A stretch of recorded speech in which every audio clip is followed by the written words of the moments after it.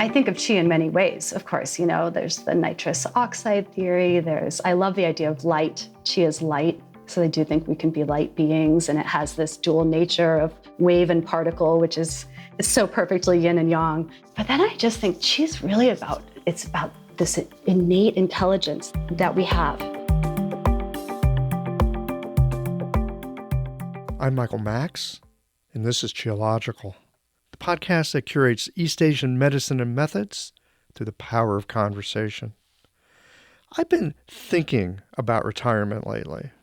No, not the retirement of closing my practice or quitting the podcast, but the retirement of ways of being that were helpful at one time, but are now rusty habits.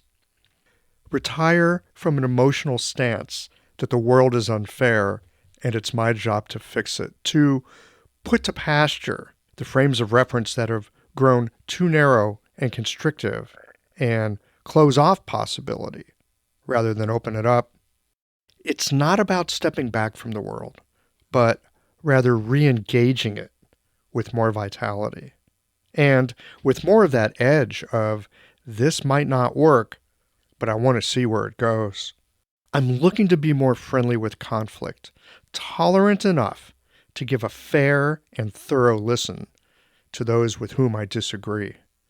Retiring my reactivity and giving more space to the possibility that I've got something to learn from those who boil my blood, and where I'd like to lash out with dismissal or sarcasm, it might be a better practice to lean on empathy so that I can see what others see, so I can understand what they fear that I don't fear, or that I can see and leave some compassion and space for what they believe that I don't believe.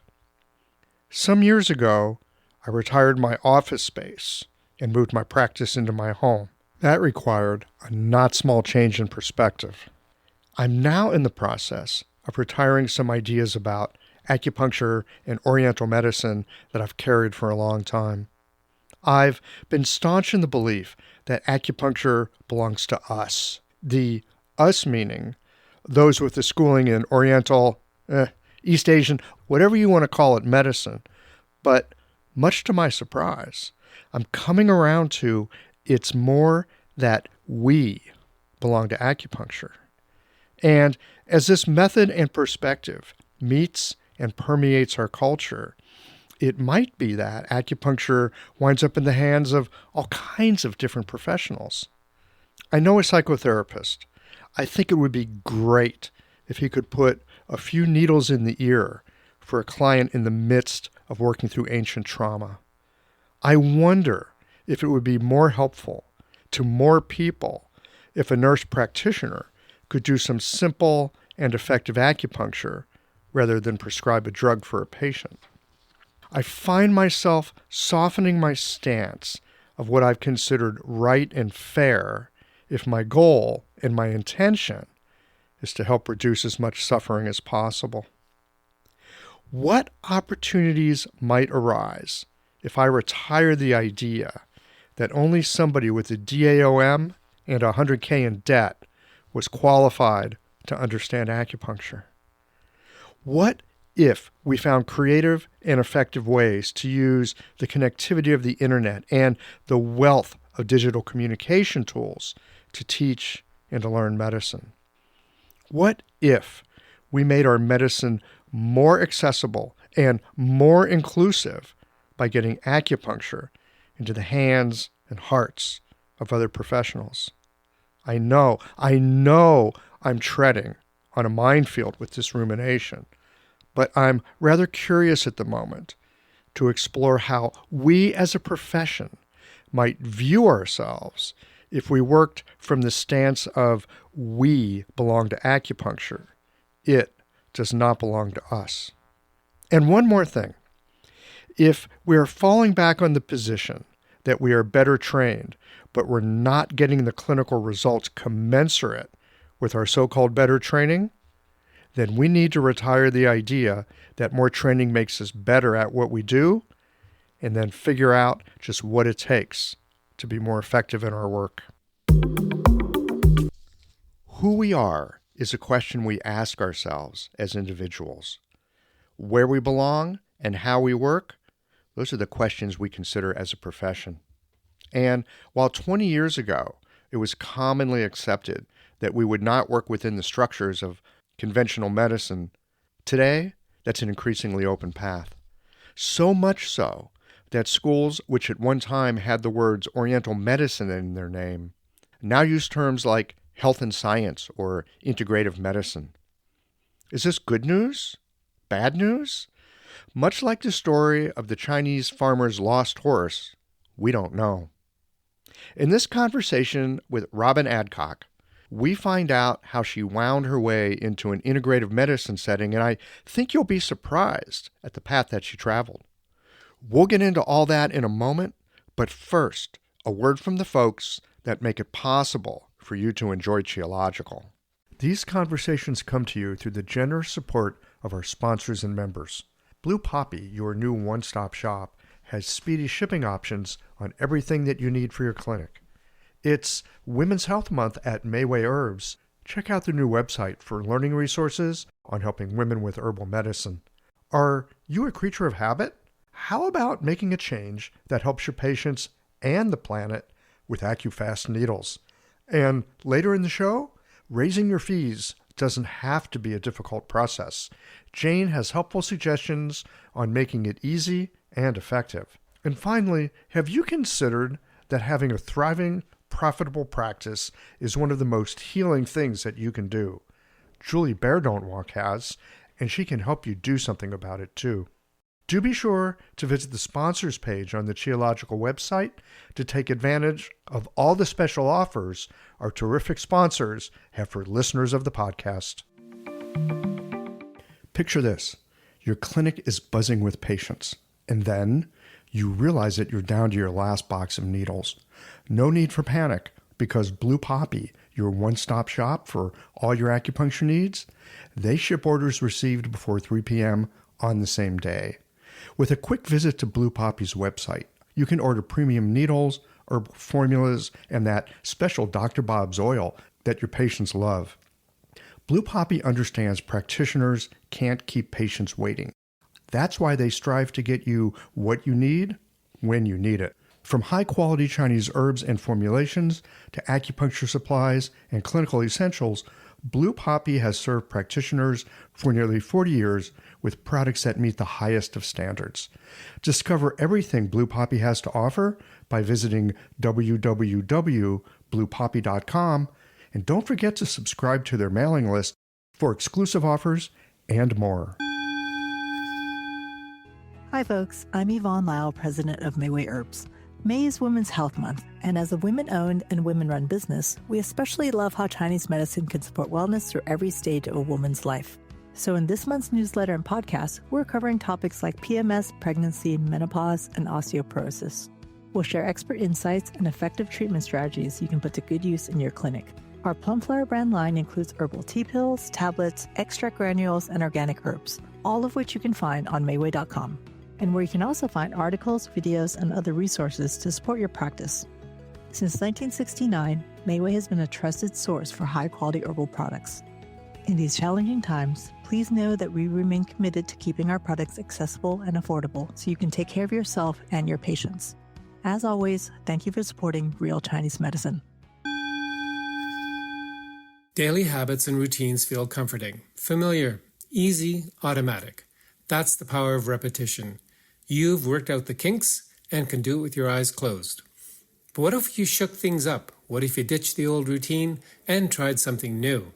Hi, I'm John Sten. I've practiced acupuncture for over 30 years, and together with my wife Kelly, we created the world's first eco-friendly acupuncture needle. The AccuFast earth-friendly needle system cuts your packaging waste by 60 to 90%, depending upon your needle type, speeds up your needling, gives you more control, and best of all, while you're healing patients, we plant a tree for every 2 boxes your clinic uses. Thousands of acupuncturists have already made the switch. In just the last year, they've helped plant over 16,000 trees. Since we started, that number has grown to over 50,000. So break the routine. Be the change. Visit AccuFastNeedles.com Your patients and the planet will thank you.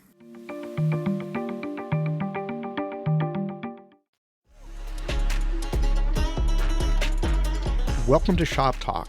In this portion of the podcast, we are bringing you roughly 15 minutes of practical, clinical methods, perspectives, and advice that has its work boots on.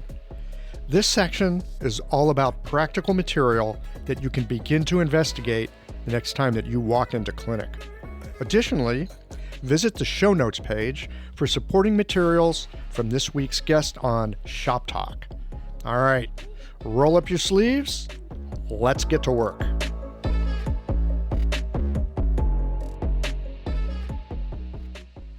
Hello, my name's Rebecca Avon and I'm a paediatric acupuncturist in the UK. I want to talk today about the importance in clinic of not confusing behaviour with pathology. And specifically in relation to this, I want to talk about the concept of yin fire in children. When you study paediatric acupuncture, one of the first things you learn is the distinction between excess sh children and deficient shu children.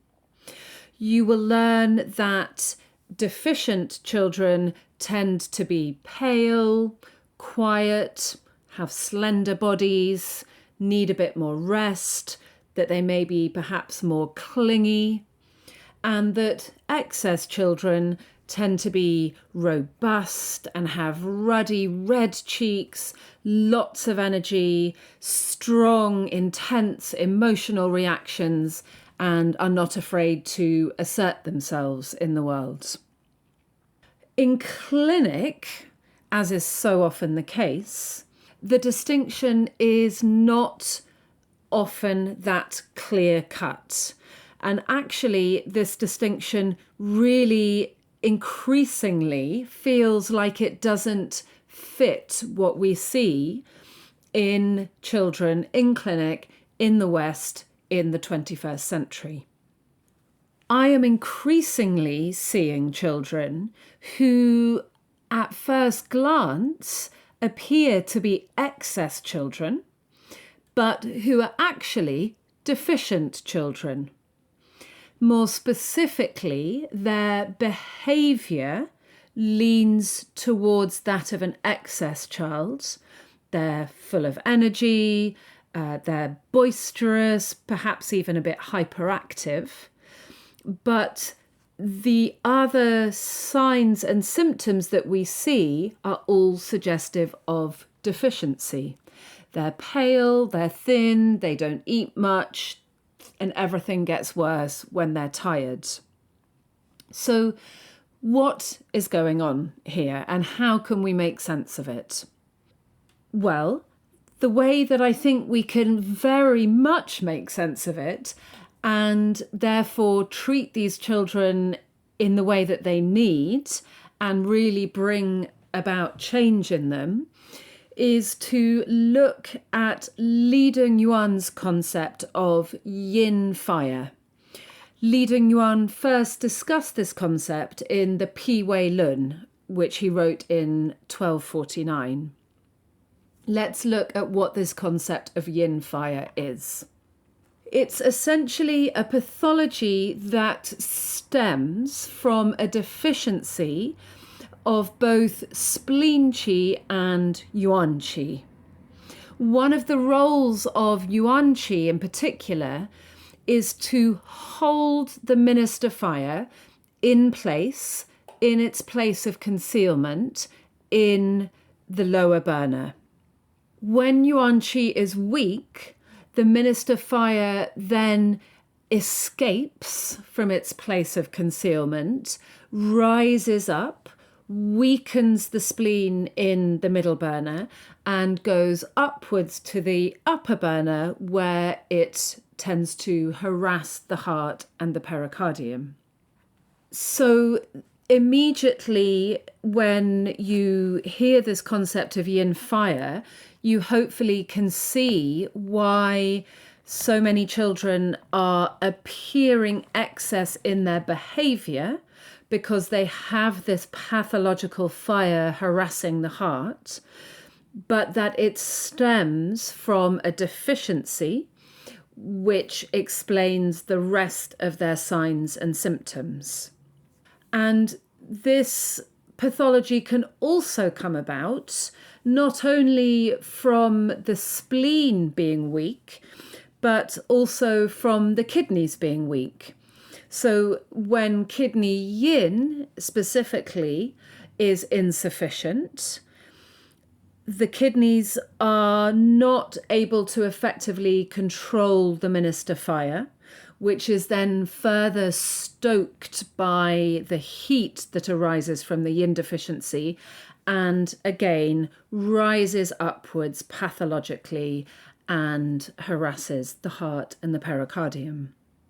So it's the rising up of the fire disturbing the shen that causes the behavior, and it's the deficiency in the yuan qi, in the spleen and or kidneys that causes the other deficient signs and symptoms. So why is yin fire so common in children today?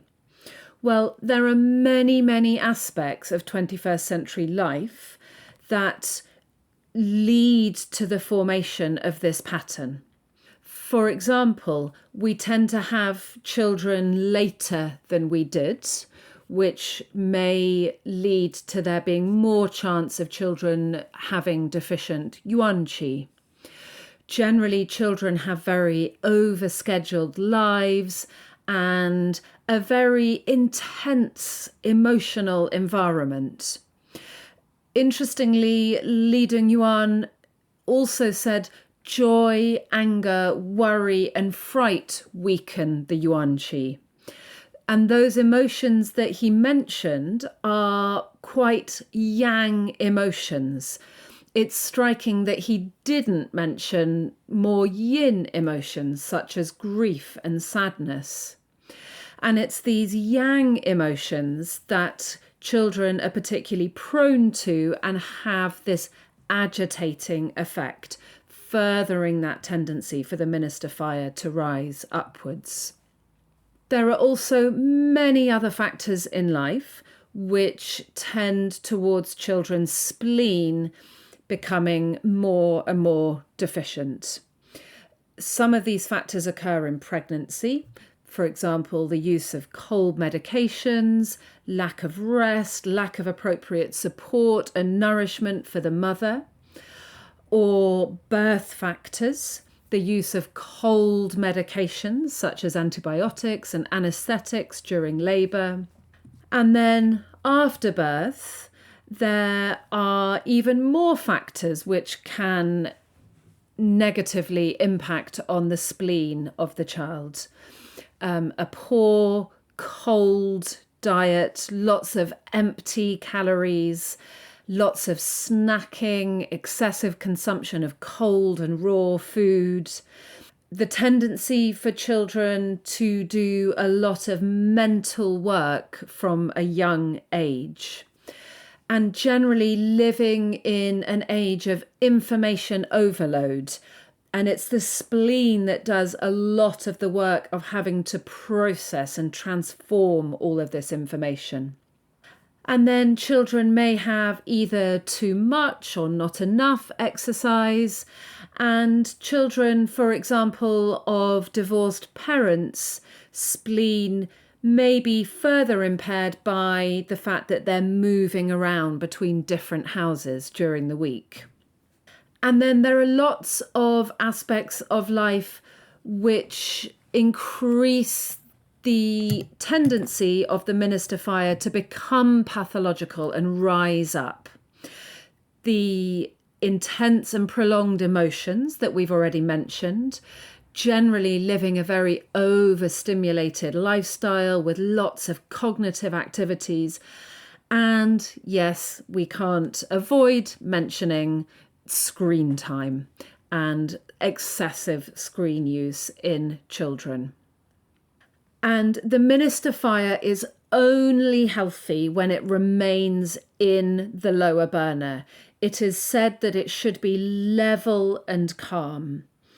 And all of these factors of life will increase its tendency to rise upwards and become anything other than level and calm. So, yin fire essentially describes a situation where there is heat above and cold below, or excess above and deficiency below. And we can readily see this in children who may feel hot in their head, but their belly is cold, or their feet are cold. So, the next question, and the most important one, of course, is what do we do about it? The way to successfully treat yin fire is to strengthen the root, to supplement the spleen and the kidneys and the yuan qi.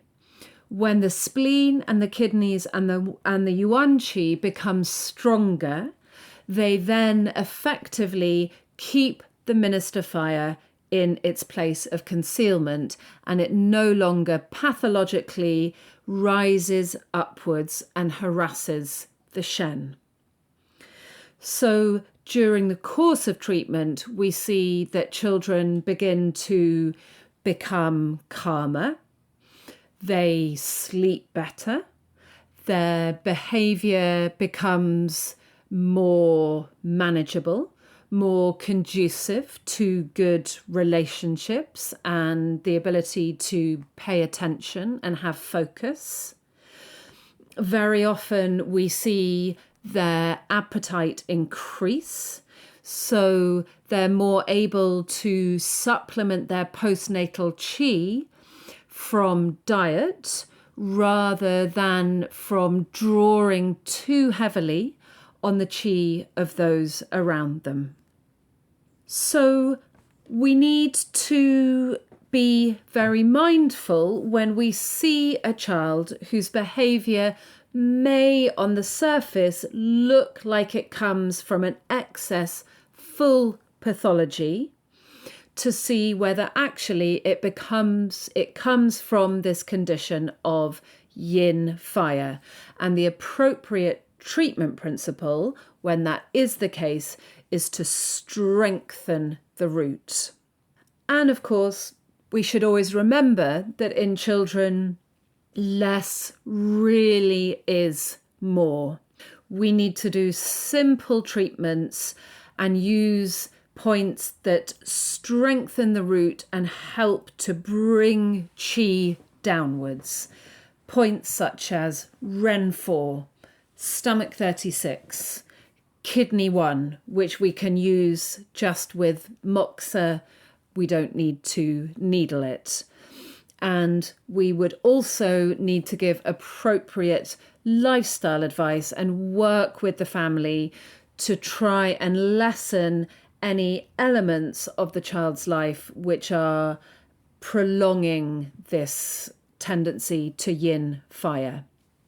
So when we successfully treat yin fire, we not only help the child to feel better, and obviously that has huge impacts on every other aspect of their life, but we're also lessening the chances of the child growing up to develop chronic inflammatory autoimmune type conditions.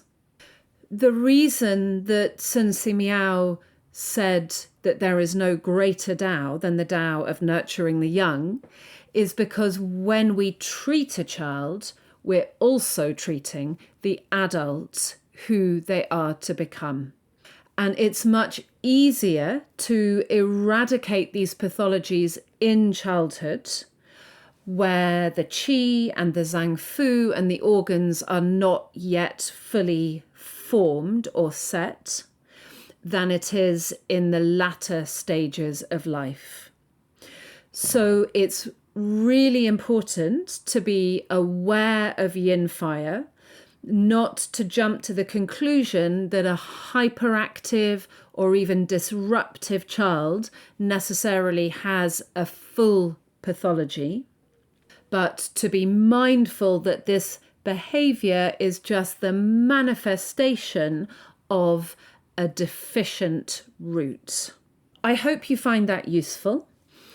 I have lots of other aspects of pediatrics to share with you, which can all be found at www.pediatric-acupuncture.com, or do look at the show notes below the podcast. And thank you for listening.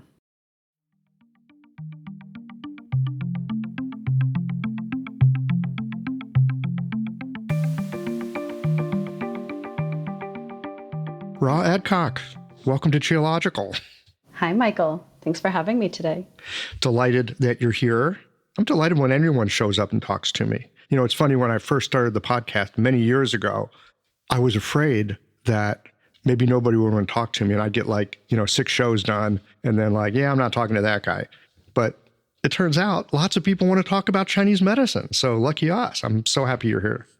I think being on Geological is like the real graduation into TCM medicine now. You can't kind of have made it in the profession if you get to be on your podcast. So I'm just delighted today. See, I figured if you're getting published in Journal of Chinese Medicine or The Lantern or something like that, it means you've made it. Yeah, that's 5 years ago. No, no, those are still amazing accomplishments. So this is really important, what you're producing and sharing here. So I'm really honored to be part of it and go deeper with this. Thank you. I'm just curious, what's important about it for you? Yeah, I think hearing so many different practitioners and scholars of this medicine share what they've learned and how they're practicing. Hey, we're talking about thousands of years of history, and no one person can hold it all. And I love journals. I publish a medical journal, and I think they're important. And yet there's something about these conversations, especially since we've been separated from each other through COVID and haven't been able to come together in the same way. It brings that collegial connection back to all of us that we enjoyed in school and that some of us have in our practices and many of us don't. So I think it's the breadth and its format, and that's so important to keep us connected. Well, the breadth is certainly there because it's built into our profession. Like you're saying, we have thousands of years of whatever history. I'm not even sure what that means anymore. But the thing that's really important, and the thing to me that's most interesting, is how's that thousands of years of history unfolding right now in our lives, in our communities, and in the ways that we choose to practice. That's the interesting thing. Yeah, this is such a living body of work, this medicine. And it's one of my teachers in my master program at AIMC Berkeley said, the strength of Chinese medicine is in its flexibility. So it's just its ability to constantly adapt, from year to year, from century to century, millennia to millennia. I love to think not just about the last 2000, but the next 2000, and AI and robotics and the role that this medicine will continue to play. I don't know that it'll be practiced much differently even, because it's going to withhold this medicine. It's going to stand the test of time as we move forward, I think. So that's interesting. AI and robotics. Yeah, and nanotechnology. I think we'll begin to understand this medicine even more and more as we're able to see deeper into the body. And, I like to look at research over the last few years, and as medical imaging improves, we've been able to see more of the things that we practice. We're able to envision the channels with fluorescent dyes. And so I'm curious when we start,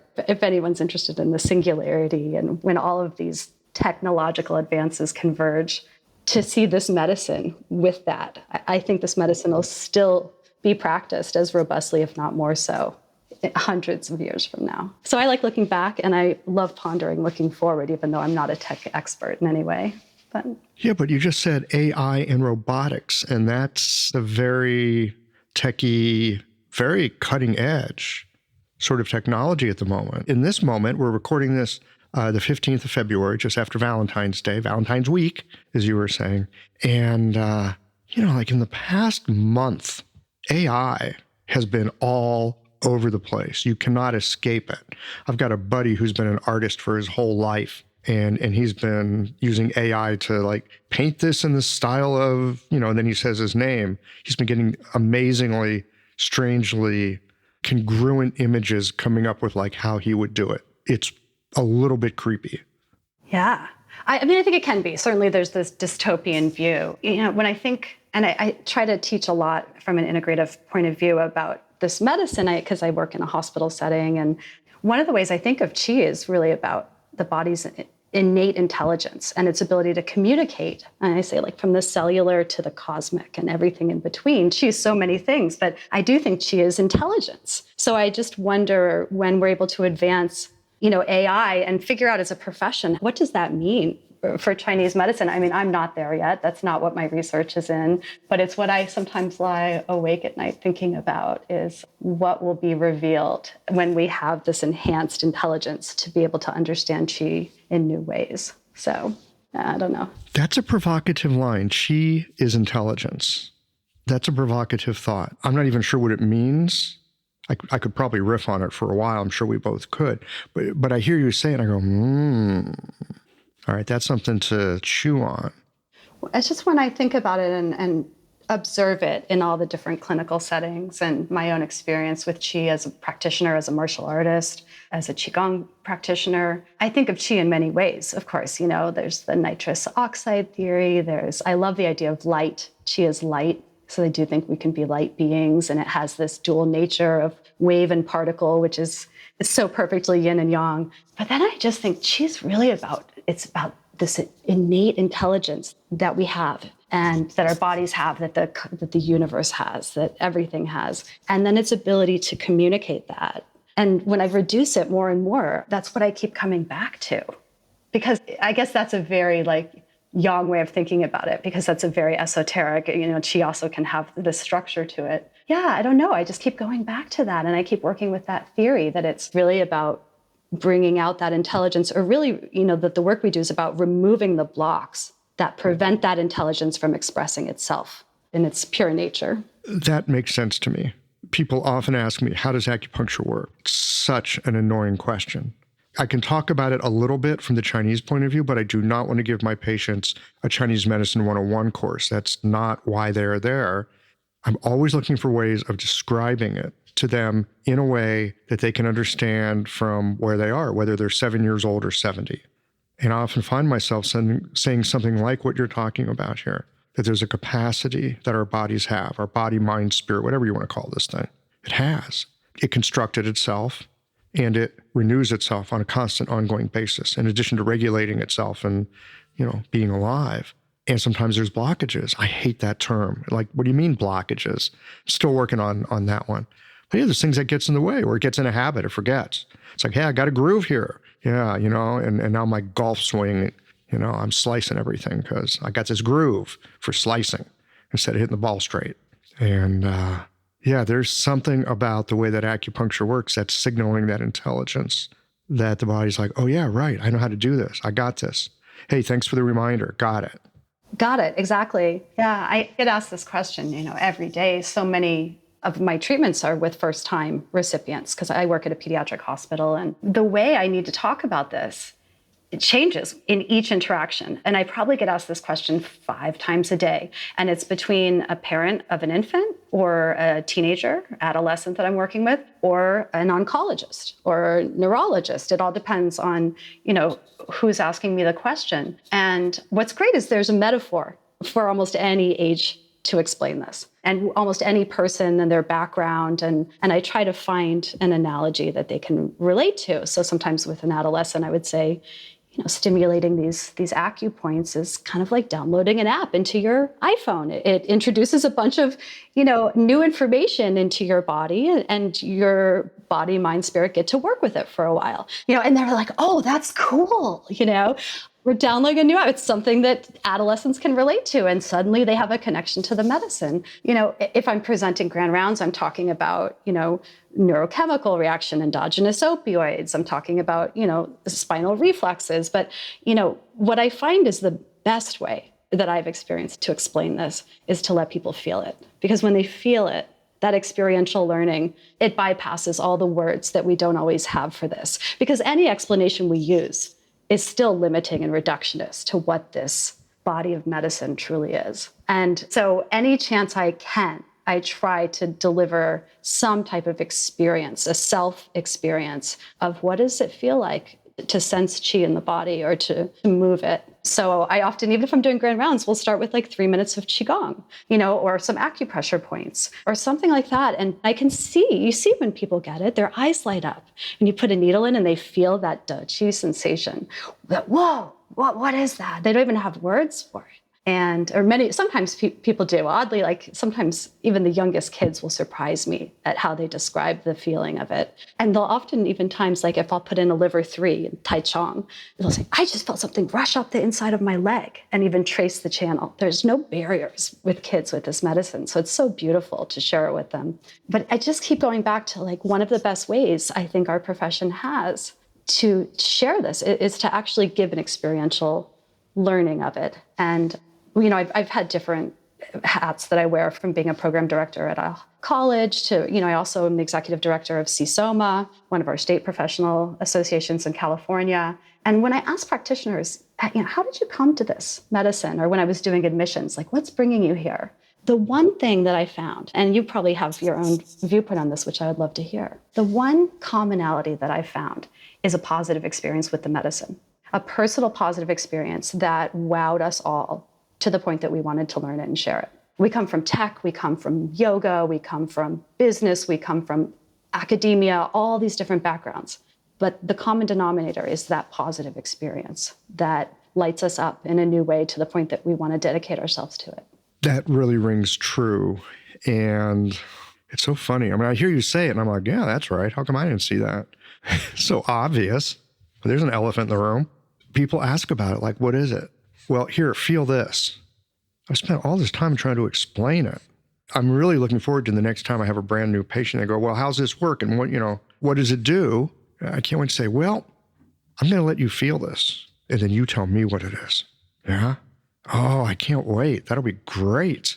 Yeah, and that right there is even a healing, because so many people are not in touch with their bodies, right? We can be very disembodied with all of the tech and the stress of our lives. And I found that it's almost like a biofeedback method to, put in a stimulus to a patient, whether you're pressing a point or having them press it or putting a needle in, and then to have them say, oh, this is what that feels like for me.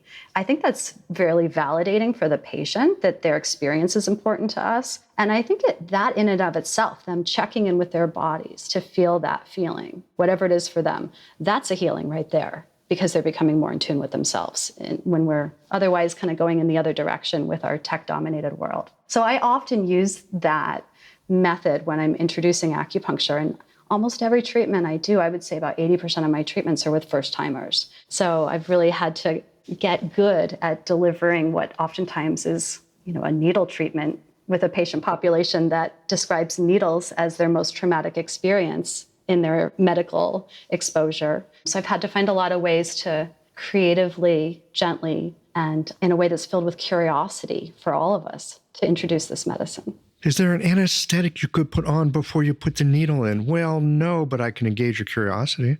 That'll do something, right?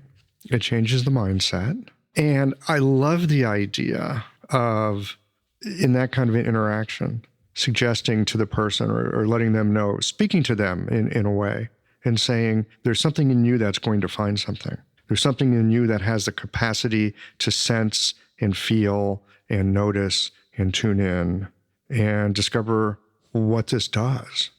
One of the things, and I talk with this about my patients a lot, they come in and they've often, I hate this phrase, it's from Western medicine, they've failed a treatment.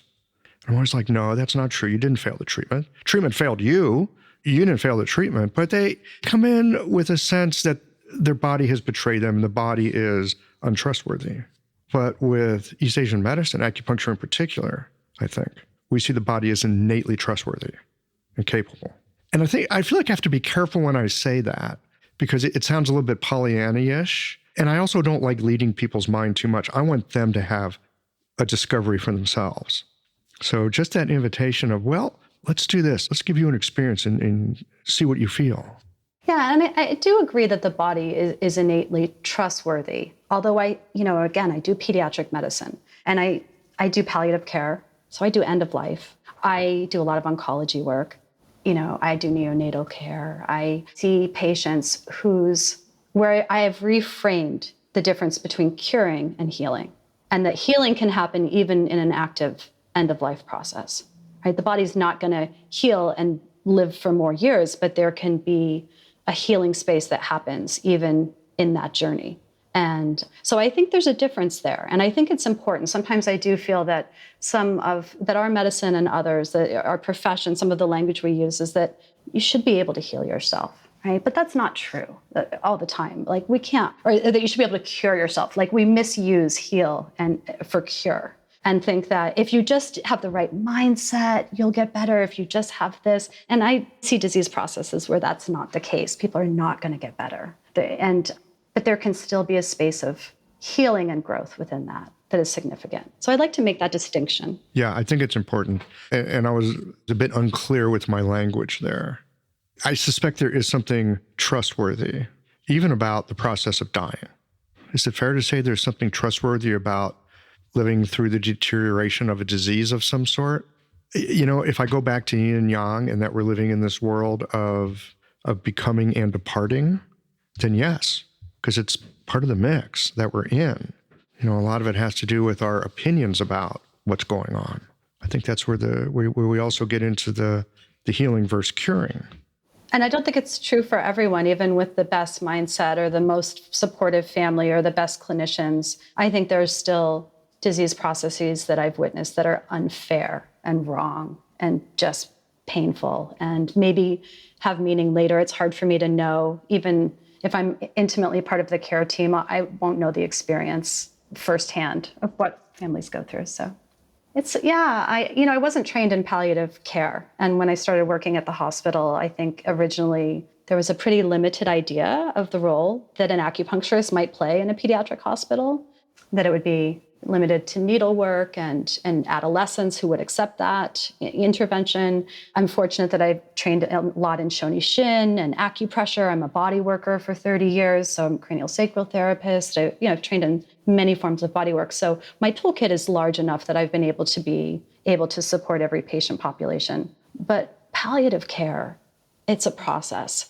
And we have a very robust integrative team that does our palliative care work at the hospital. So we have chaplaincy and social workers and bereavement counselors. And we're always doing the work to release the grief that builds over time. There's some experiences that hit me more than others. I'm not at all, I've been doing this work for 6 years now, and I'm not immune to the pain and grief of it, and nor would I want to become that way. But there's just some experiences for whatever reason that just hit like running into a brick wall at 60 miles an hour. And I lost my dad about 2 years ago, and that was the first major loss. I'm 50, so I'm lucky to have gone this long with only one major loss in my life that's personal. But that also changed my experience of professional grief, to be navigating personal grief. And I don't have a good answer for that, Michael. I know it's a process and that it really helps to be held by a supportive team, which I'm at UCSF is just an incredible institution and organization to be part of, with a lot of mindfulness into helping prevent burnout and promoting resiliency for clinicians. And I don't know, maybe in 2 years I'll come back on and have some better answers for you. But I know it's a lot of talking and reflection, and also taking the space I've had days where I come in and find out that a patient I've been working with for a long time maybe died over the weekend. And sometimes I just have to go outside and skip rounds that morning and just walk and, know that I have the space professionally to do that. Unfortunately, I don't always, but I often do. So it's a messy process that's not linear, and I hope to get better at it. A messy process that's not linear. I don't know if we get better. Maybe we get better. I don't know if we get better. Do we get better? Do we get seasoned? I don't think I want to become immune to the deep grief that arises at times in the work that I do when I get some bad news about someone. I'd like to see more palliative training in our profession because I do think that this medicine lends itself so beautifully to palliative care. A lot of that sometimes includes oncology or geriatric care. It can be any age, though, of course, palliative experiences. And palliative isn't just end of life. It can be really just complex disease processes. But this medicine brings a layer of care. The way it connects mind, body, and spirit and all the other factors. Like I keep thinking TCM is the original integrative medicine, right? I mean, it is integrative medicine. It's a whole health system. It addresses every aspect of the person from physiologic to existential. And there's so much that this medicine has to offer. I think some of our clinicians who do oncology, I think there's a lot of people doing oncology work or hospital work will engage in palliative care. I would like to see more of us doing it and being an inherent part of palliative care teams across the country because of how this medicine not just holds the patient and their families, but holds the palliative team as well. I don't know why there's just this medicine is it's the center of the Venn diagram of all these different pieces that we have specialists for. And right in the center is what we're trained in and how we think about and approach the body. So I'd like to see more training in palliative care, more CEUs, and more opportunities for our clinicians to be part of these teams. I just want to stick a pin in that you work in a hospital, because I do want to come back to that in just a couple of minutes. So I'm just dropping a pin just to let you know and people listening that we're going to get there. Your thought about the Venn diagram and you could actually put East Asian medicine in the center. That's interesting. I want to come back to that in a second too. I'm saying all this to remind myself. At this moment, though, you said that you'd like to see more of us have training in palliative care. So if you were designing an opportunity for us to learn more about palliative care, what are some things that we would be learning about? Well, it's a good question. And I've designed some trainings for our profession, but not in palliative care. There's somebody that in the East Coast that offered a pediatric palliative class, actually. It was the only one I'd ever seen in our profession. So sorry, I'm blanking on her name. She works in a hospital. I think, well, first of all, there would be training in the disease processes that often lead us there. So maybe a Western look at that.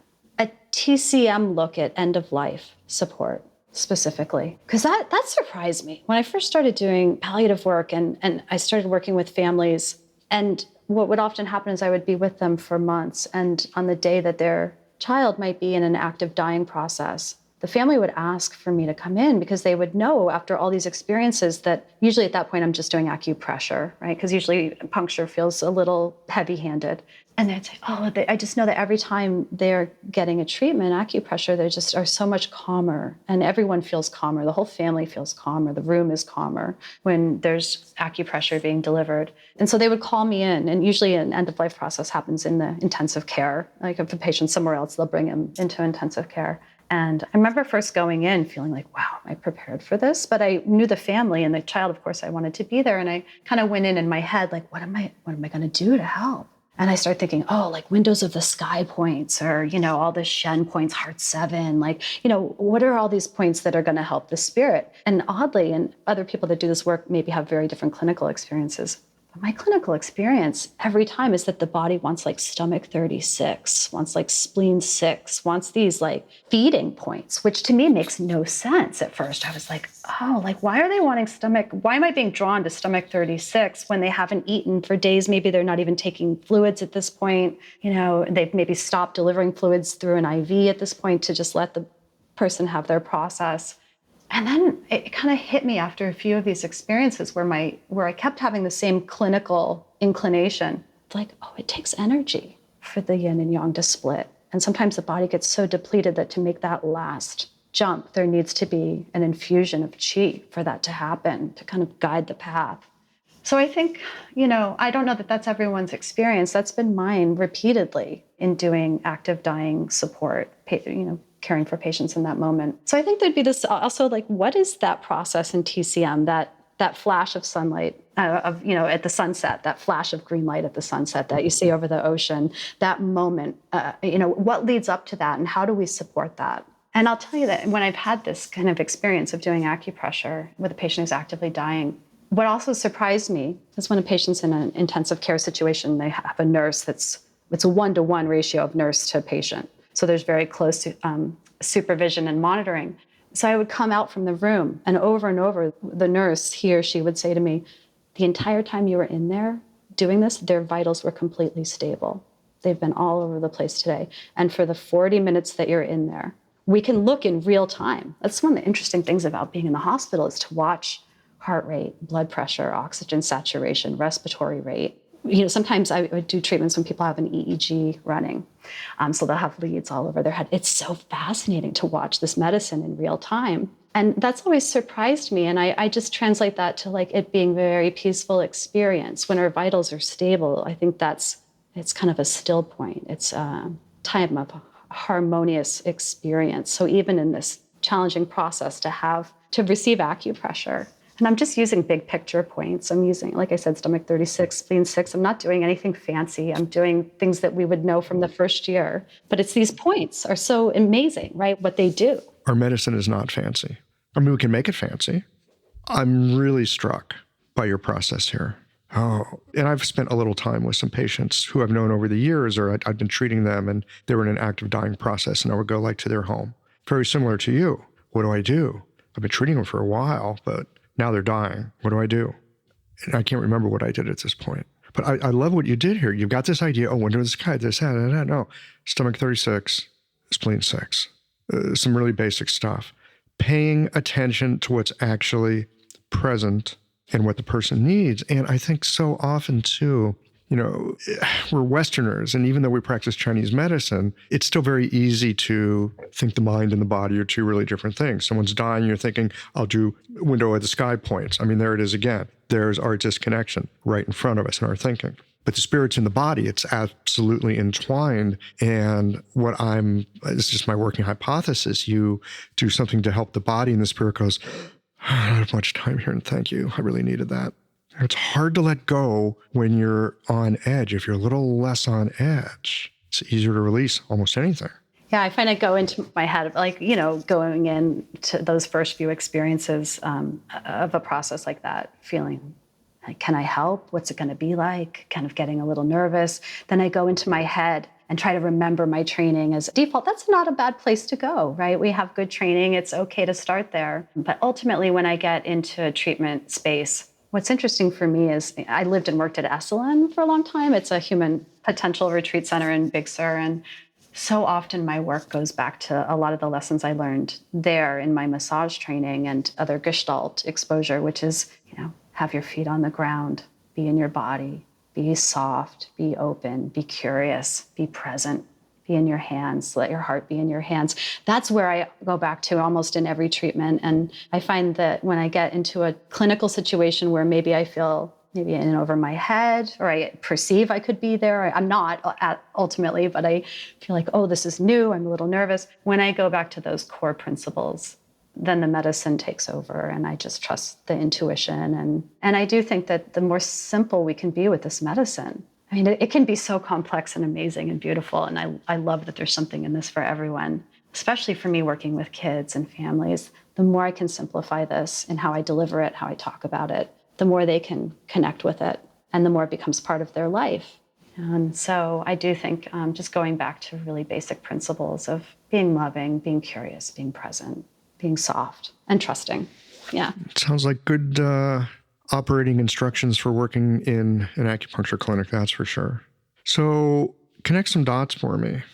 Heart, hand, body training at Esalen and hospitals. How'd you get to hospitals? Right. I know. It's so interesting for me to see where I am now. And I'm not just at UCSF, I'm the director of integrative medicine for our 2 pediatric hospitals. All right. So you're not just working in a hospital, you're the director of integrative medicine. Yeah. Isn't that incredible? It says so much about where our profession can go and where our training can take us. I mean, I think I'm a hard worker, but it's not about me. It's about how strong our training is and how much the system, the Western medical system, needs East Asian medicine to actually heal itself. This episode is brought to you by Jane, the clinic management software that honestly just makes running a practice easier. Let's dive into something that's never easy, but sometimes necessary: raising your fees. It can feel awkward, right? But here's a tip that can really help. Consider offering flexibility to your patients as you introduce the change. When patients face new fees, it's natural for them to feel uncertain or concerned. That's where flexibility can really make a difference. Offering options like a phased increase, suggesting a payment plan, or even taking a moment to talk things through can help to ease the transition. These thoughtful gestures show your patients that you're listening and care about them, which strengthens the trust you've worked so hard to build. If you're looking for more ideas on how to navigate these kinds of changes, head to frontdesk.jane.app and check out the article, How to Tell Clients You're Raising Your Fees. One last thing, if you're ready to give Jane a try, you can use the code QIOLOGICAL for a 1-month grace period on your new Jane account.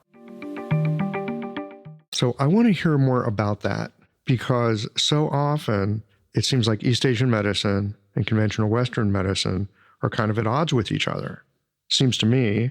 And where do I get that from? I get that from, well, number one, listening to people in our trade, really kind of throwing some shade on Western medicine.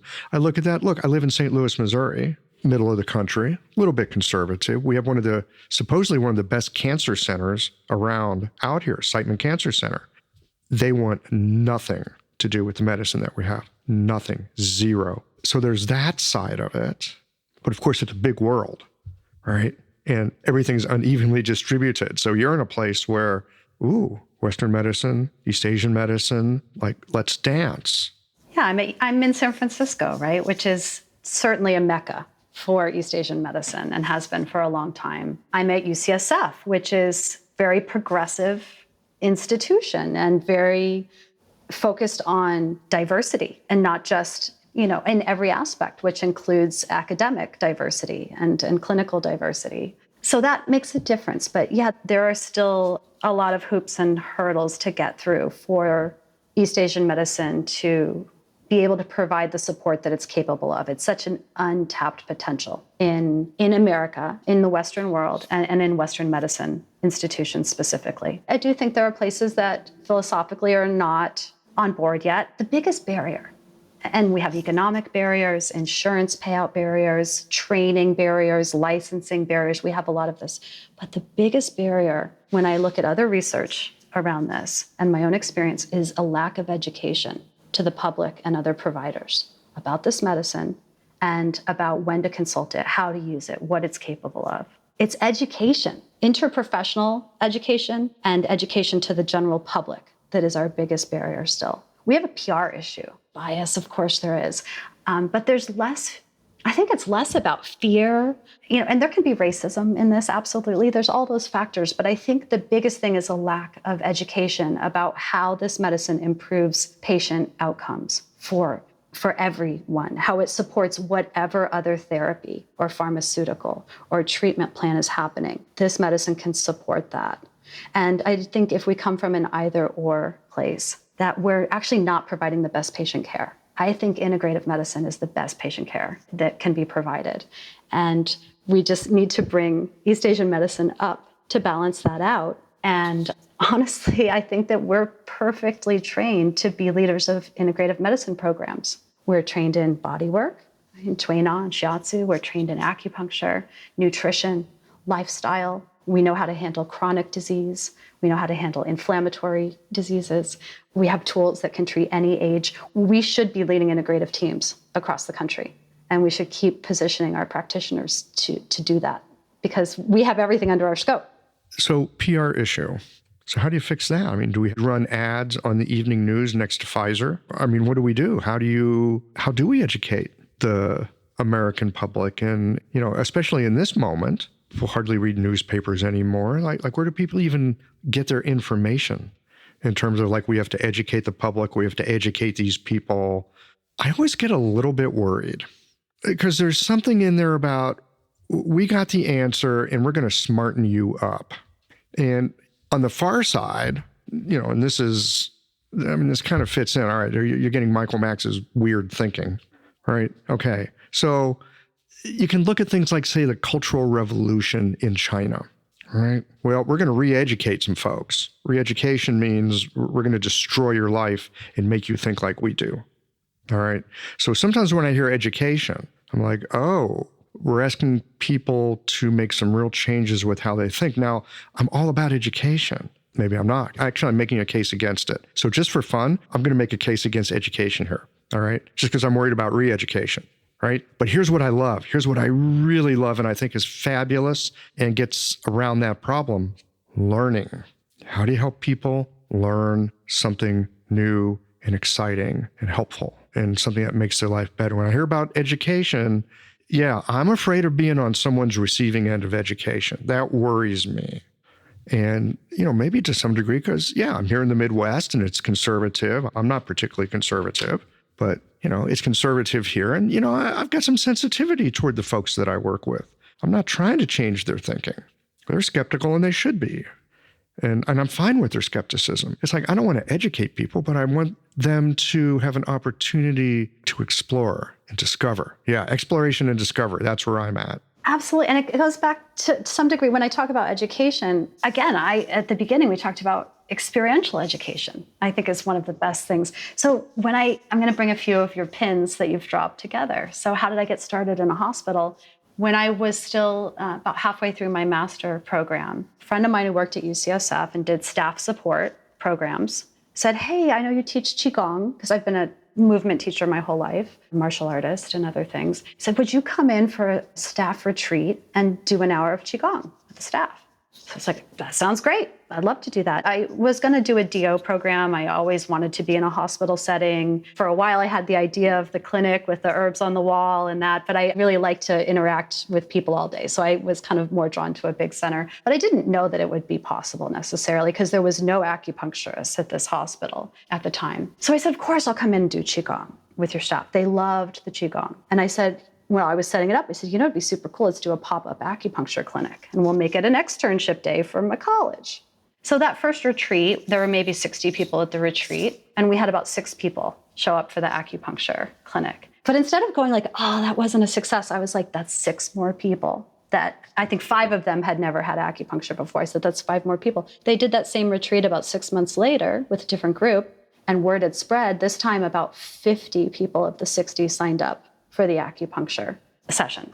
So then from there, I said to him, your staff loves this free acupuncture. Let's make it a weekly thing. I'll make it an externship site for my college. Be great for students to be able to get into a hospital, work with clinicians that are going to ask really intelligent questions, and share this medicine, because experiential learning of this medicine bypasses all the other catchphrases, PR slogans, right? So we set up this externship, and it was such a win-win for everyone. Really, Michael, it was the Trojan horse to bring this into the hospital from my point of view, right? Instead of being this external invasion, if you want to use TCM terms, like, we want to treat your patients, let us in. It was more like, let's nourish the jing of the hospital and watch it just grow from there. And we did that for years. We ran that program, and we were looking at COVID. It stopped around then, but we did over like 5,000 treatments for 1,200 different staff members. I took basic stats on them for this clinic, and about 80% had never even had one exposure to acupuncture prior to that.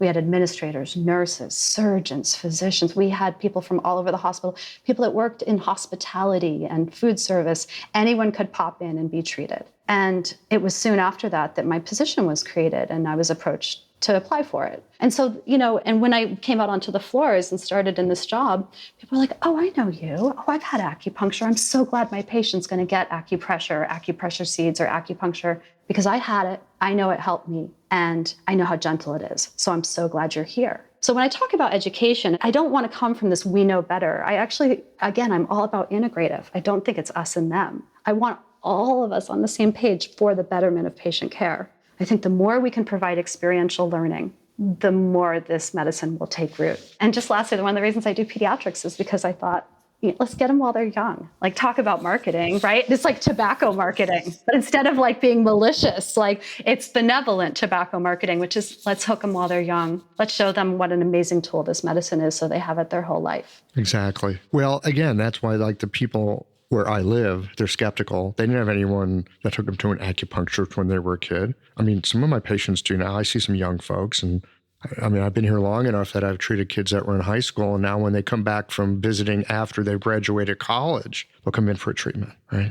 So yeah, get them while they're young. I am struck, Ra, how we have walked this dog around the block, and we've come back to something that we're talking about at the very, very beginning of this conversation. When people say, how does acupuncture work? And the response is, great question, feel this. This is exactly what you're talking about. Or more like, what did you feel? Like, not just feel this because we don't know. They might even not feel something, like, let's try this and you tell me. I'm so curious. And I think the more we stay curious as clinicians, I think the better results we get. I teach a lot of acupressure to families. And because we have limited money to hire clinicians right now, right? We need to work on insurance payouts. We have to do all of that legislative work that the ASA and our state associations are doing. So there's definitely logistic work to happen.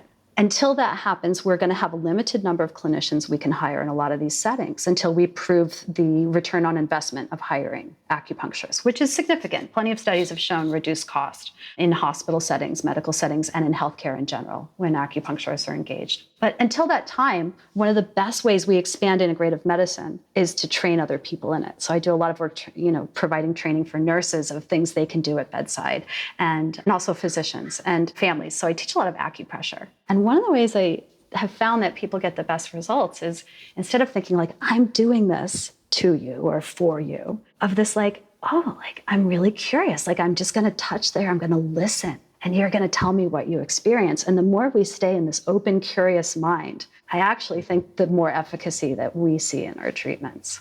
So I like being in that curious place and staying there. And it works with kids especially well, but I see no reason that shouldn't continue. We need to be knowledgeable in what we're doing, but combining that with curiosity helps us stay in a place of listening and being receptive and being out of the ego and in the heart and the hands. So I like that. Curiosity, clinical curiosity. Clinical curiosity. Are we taught clinical curiosity in school? Is there a clinical curiosity 101? Are we actually taught to be curious in our schooling? I mean, often we're taught a lot of knowledge. I got nothing against knowledge, and we need plenty of it. So nothing against knowledge. But like you were talking about earlier, I'm going into this situation, someone's dying. Well, let's see, do I use window of the sky? No, actually, I just walk in and be curious and listen and see what they need. I wonder if that's being taught. I mean, I don't have any connection with schools. I just have a clinic and a podcast. That's my life. Well, you bring so much curiosity to this. You're a living embodiment of that. You're so sincerely curious, or at least you seem to be, so sincerely curious about the life and work of the guests you have on the show. So I think you're applying it every episode. It's a living example of that. All right. Welcome to Geological Curiosity 101. When I was an undergrad, I double majored in chemistry and dance, which made no sense to either department. They both scratched their heads. And, it was a true liberal arts, early 90s education. And where did you go to school? Where was that? I went to Trinity College in Hartford, Connecticut. Yeah, so it's kind of an old school from the 1800s, say 1880 maybe or earlier. But they had a really cool chemistry building, and I loved the building, and it had a great dance program, and I just ended up double majoring. And I wrote a paper at the end talking about scientific improvisation. It was kind of bringing together this idea. Oh my God, that's fabulous. Scientific improvisation. Yeah, so I did so much work in dance about and I danced for a while. I trained with a company called Pilobolus, really interesting company that is all contact improv and is all about this kind of creative, open, improvisational state to develop work from. So it doesn't come from the mind, it comes from the body and movement. And I said, that's something that's lacking in science, is this kind of improv state, this curious. I didn't witness that in my training in chemistry. You kind of go in and it's very linear and you think about what you want. You're setting up the parameters, and it's good to have those controls and framework in place. But I just pondered, what if we infuse some of that with improv? And so I think that's, now when I look at my work right now, and I love my work, I have my dream job. I wouldn't change anything about this gift of what I get to do professionally right now.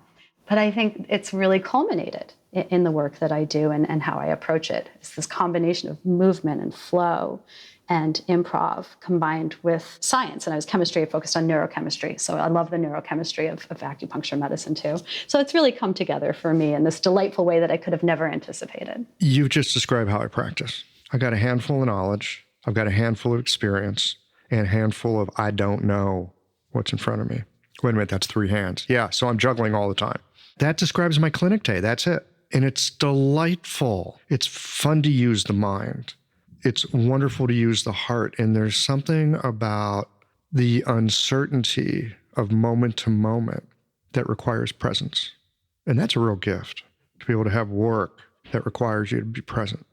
And it's such a gift to be present for. Every day I would say every day, I really confidently can say every day I have a moment in my clinical work where this medicine wows me, where I'm like, are you kidding? Like where I have patients that maybe have had every dose of morphine or opioids or benzos, sedation meds that they can get to try and cope with what they're going through. And it's not enough. And I come in and provide some simple acupressure. And it provides relief in ways that all these other medicines can't. Now, I'm not saying it's better than the medicines. Again, I'm about integrative care. I'm about balancing both and using the right dose of both.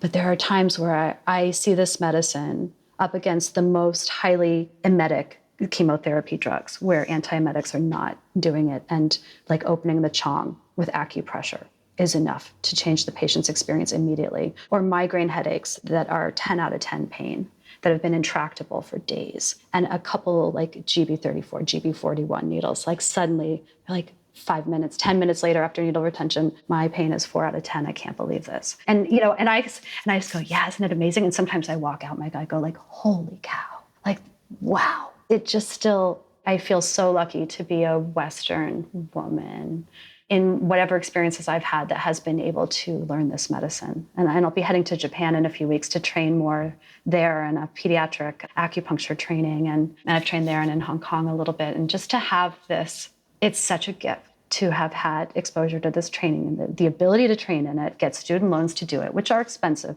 but I still was able to figure out how to finance this education, to be able to practice and every day witness this gorgeous medicine play out. I look forward to every day I come home happy and fulfilled, as this medicine just wows me. And sometimes against the backdrop of such serious illness, because in clinic, in training, you see people that can ambulate, they can come in, they're healthy enough, they have a certain level of health to be able to come in to a student clinic in school, and then to have gone into a major medical center where I see such a wide variety of things, to see that there's something for everyone from this. And some really, really ill people. And that even the most simple thing, yin tong and kidney 1, right? Acupressure seeds on Shenmen. It's like things that we think are so simple that can completely change the experience of a patient. It shows me how strong Qi medicine is. Now, herbal medicine, I miss practicing. I do it with friends. I can't wait till we bridge that frontier. But just to practice the manual therapies and see Qi medicine, manual therapy, acupuncture, acupressure, Shonishin, to see how that changes people's experiences. It's just such a gift. So lucky. Having a thriving, profitable practice is one of the most healing things you can do as a healthcare practitioner. Because a robust business is the ultimate expression of vital qi. And that's the heart of our medicine. I'm Julie Bairdontlock, and I help practitioners grow nourishing, profitable, authentic businesses that embody the generative cycle of Chinese medicine. This isn't about all yang all the time. It's about expanding your own internal capacity, growing collaborative relationships with your patients for ethical patient retention, and marketing as an extension of this medicine, not a necessary evil. You already know that everything is connected in your patients' lives and bodies. The same is true for your business. When we align your systems, your schedule, your pricing, and your offerings with you, we create flow, which means more spaciousness, more impact, and more joy. When you are in the flow, fully resourced in terms of qi, time, and money, your business becomes a source of healing, not just for your patients, but for you. Let's grow something rooted, radiant, and real. Visit lifeflowconsulting.com to learn more. Yeah, I can see now how you can put East Asian medicine in the middle in the way that you were talking about. And I love your story of not like, hey, we got this great stuff and we're going to bring it in here. You guys should have us. No, you're treating the people that are there. Everyone from the food workers to, housekeeping, to doctors, nurses, administrative staff. They get an experience, they get a taste. Now it's not foreign. In fact, it's something that they enjoy. And so why wouldn't they also want that for their patient? I mean, so often in the conventional medicine system, well, you know, you need to read the literature and we got to check the research and make sure that there's all that. And yeah, you know, it doesn't hurt.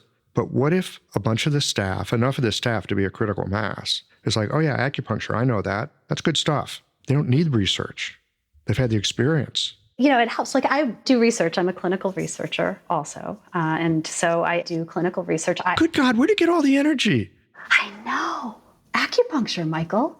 Chinese East Asian medicine's where I get it from. There's just so much to do. It sounds to me like you're doing like 6 jobs at the same time. You know how I do it? Amazing teams. I'm part of amazing teams in every venture. CISOMA is an incredible board.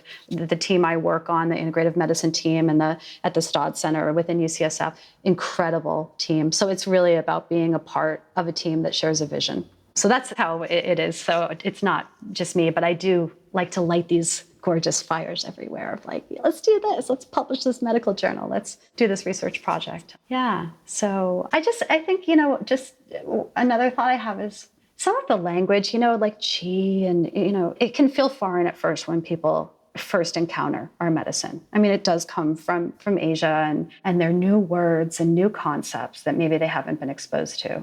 When I talk about experiential learning, when people experience their own qi and their own body in that way, it's not foreign anymore. In fact, it brings them to the deepest part of themselves. I've had a lot of kids say to me after a treatment, a lot of kids will, you know, my patients immediately report relief or if they're nonverbal or infants, I can see that, you know, the heart rate's improving, oxygen, whatever. You can see clinical improvements.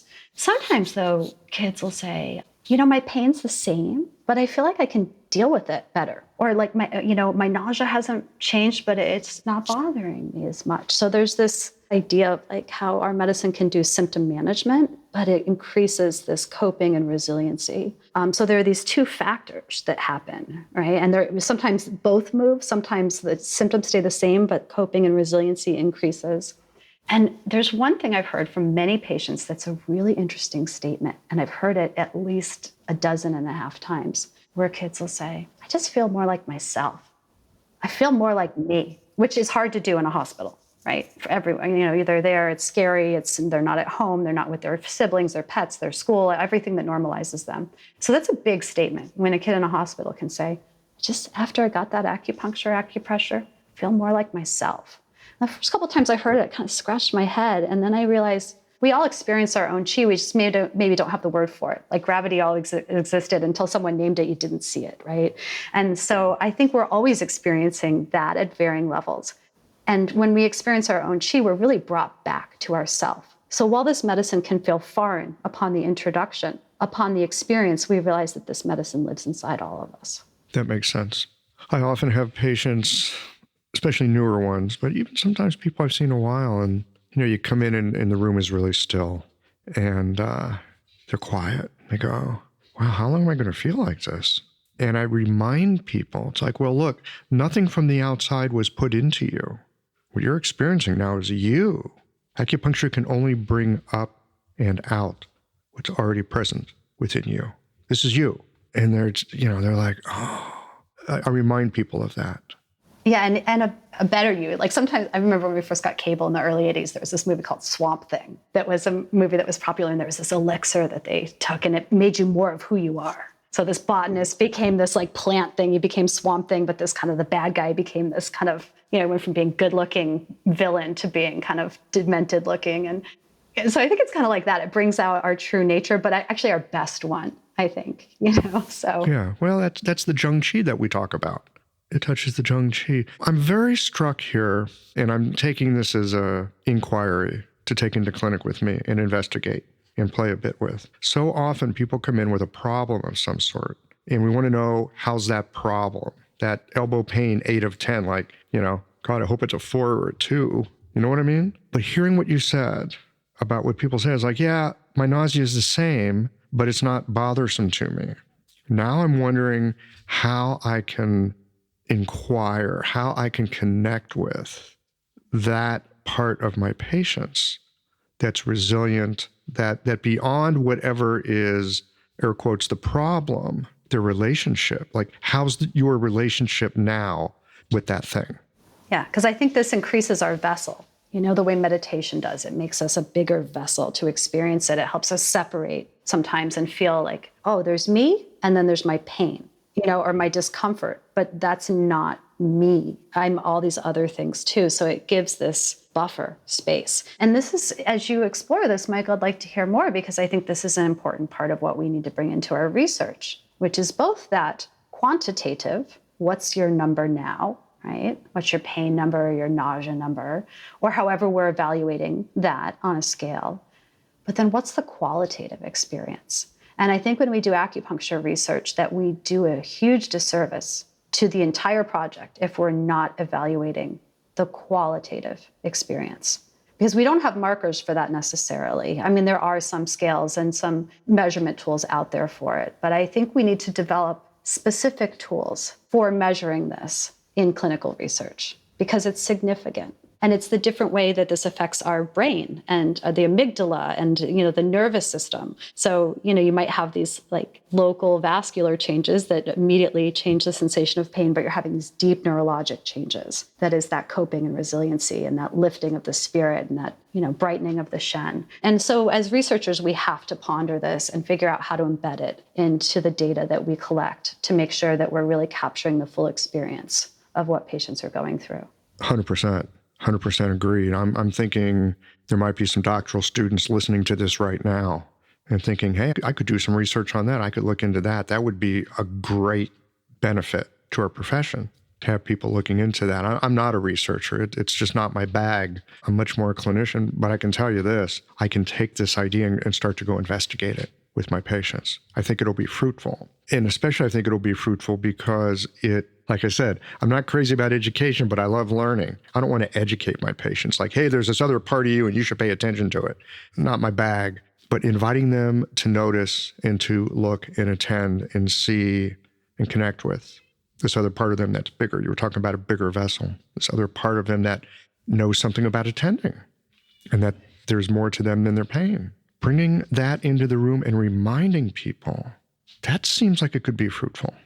There's more potential in understanding this medicine as Westerners. We have to continue, like we were talking about earlier, breaking down an inherently Western viewpoint of this medicine. If we limit that lens to just the quantitative or just the focusing on the symptom without opening it up and having this more circular, poetic understanding of the body and health and healing. I just think there's untapped potential there, and that we have to continue to kind of break down some of our Western thinking and really learn from more practitioners who come from East Asian culture and experience to help us better practice this, perhaps. I don't know. My experience with many practitioners in at least Taiwan and China, where I've done some study, many of them are kind of Western in their thinking. And a lot of the practitioners in China these days are looking to get more Western with their thinking, not more classical. It's not TCM. I mean, TCM is kind of its own thing. But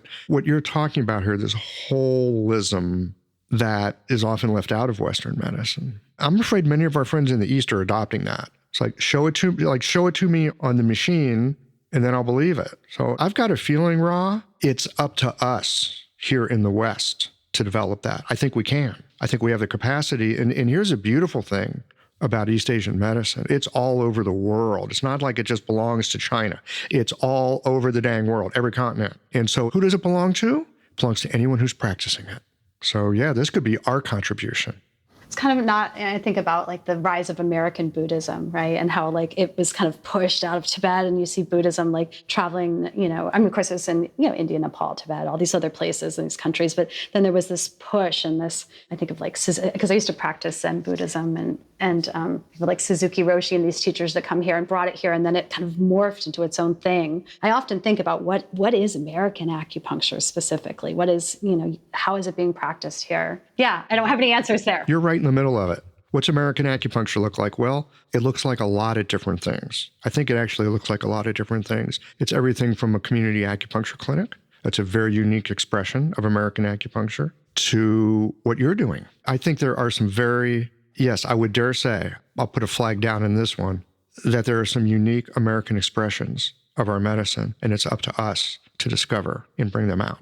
Well, I hope to be a part to continue to have the opportunity like I do to be part of generating more opportunity in medical centers. I'm hoping that the work that we're creating at UCSF, that we can publish about it, write about it, share are the resources we've been able to develop and see more programs pop up. So I hope from a personal level to be part of the catalyst that drives it forward in every hospital. Because I know, Michael, without a doubt, that acupuncture medicine, East Asian medicine, but even if it's just acupuncture, acupressure, just the manual therapies, and of course I want to see herbal medicine and everything else integrated, but even just to start with manual therapies, this needs to be at every hospital in the country for better patient care, significantly better patient care. And we have to do that. When I lecture about it, I say it's not just on us, it's on the whole system to realize that integrative medicine, if the whole idea of Western medicine in research, right, with drugs is you have a drug and you weigh the risks versus the benefits.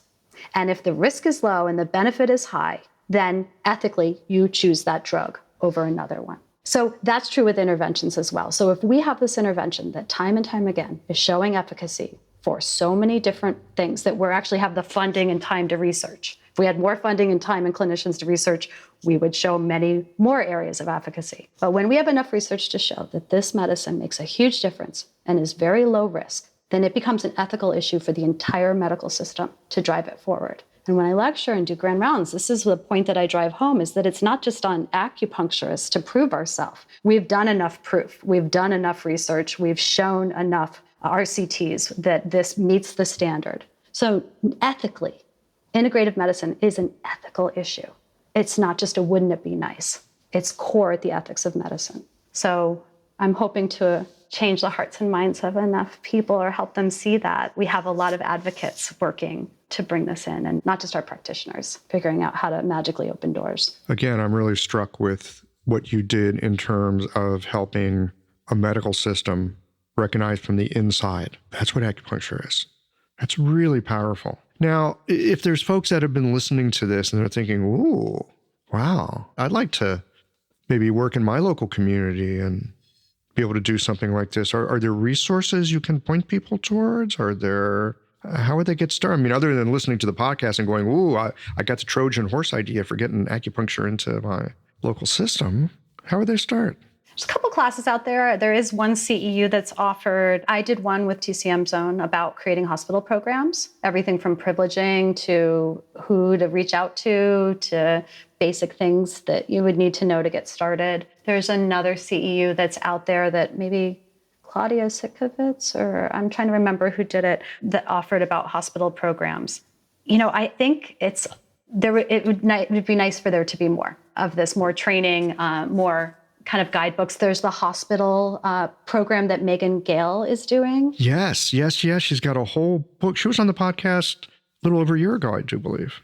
Her work is amazing, and she's trying to become her own nonprofit now. So this is a really good time to connect with Megan Gale. And it's the HHP, the Hospital Handbook. I'm so sorry. I should have all these names written down. But so Megan is a wonderful resource and doing a tremendous amount of work. The NCCOM has some guiding on this for how to privilege and accredit people into hospitals. There needs to be more, because it's not as hard as we think it is.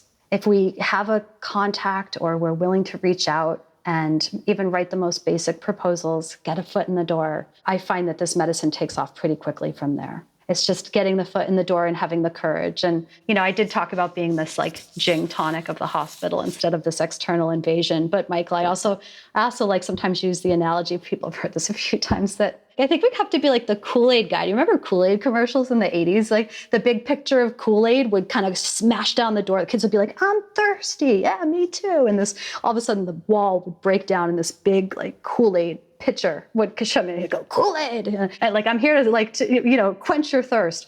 We have to have a balance of that. Like we want to be gin tonics, but we also have to kind of be bold and confident in our training and know that no matter what you think you do or don't have, you have enough training. If you've graduated from a program and you're licensed, you have enough training to completely improve patient care at your local hospital and make a huge difference in the lives of those patients. So I want people to not doubt themselves, to be bold. And I do think we need more resources and blueprints to help people guide that. So maybe I put together another CEU class on that. Maybe you're inspiring that. I think you need to put together the Mr. Kool-Aid CEU, big, bold, sassy. You need some Kool-Aid. Kool-Aid. Kool-Aid this thing. And I don't mean that in the kind of drink the Kool-Aid, but hey, there's that, maybe that too. So. Maybe.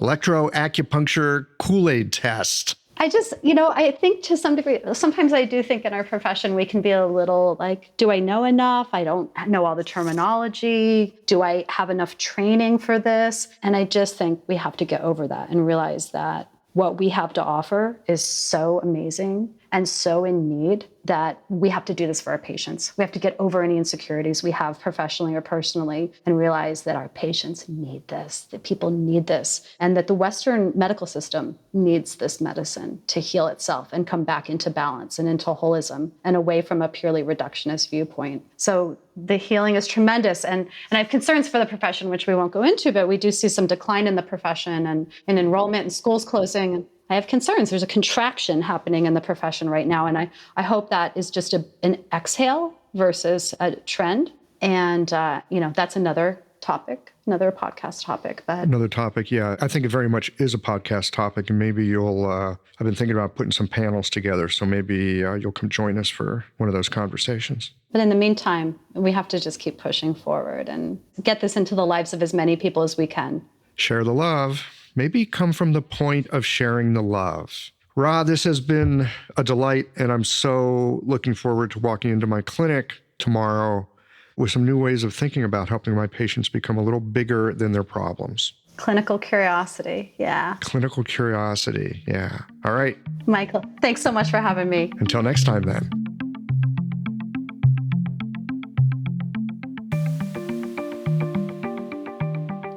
I'm reminded yet again of the flexibility of East Asian medicine and how it's changed and adapted to the times and how it continues to do so. How its fundamentals are both timeless and practical, and how it seeps like water through culture and time. I so appreciated Robyn's thoughts about the importance of not just telling others about acupuncture or inviting them to read the research, but more importantly, of having the experience. It mirrors how I too came to the medicine after a friend who was concerned about my health, he badgered me into trying acupuncture. There is simply no description that would not fall short.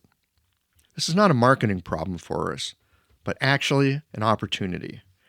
I appreciate as well Robyn's long view that younger people who are exposed to our medicine will in time speak for it as they grow into adults, which I think is to say that in time, especially here in the West, where we are used to and actually value blending cultures together, influences at the fringe can in time become completely mainstream. We are currently in the midst of that migration with our medicine, and that means we have many avenues and opportunities to practice in a way that fits for us and to serve our communities. Well, here we are at the end of this episode. If you've listened up to this point, you're either a rabid fan of Qiological or the forward button on your podcast player stopped working. If you are indeed a fan of the podcast, you can help us to bring new episodes to our community of practitioners by supporting us with a membership or a one-time contribution. Details, of course, are on the website. That's it for today, friends. Join us again next Tuesday for another thoughtful episode of Qiological.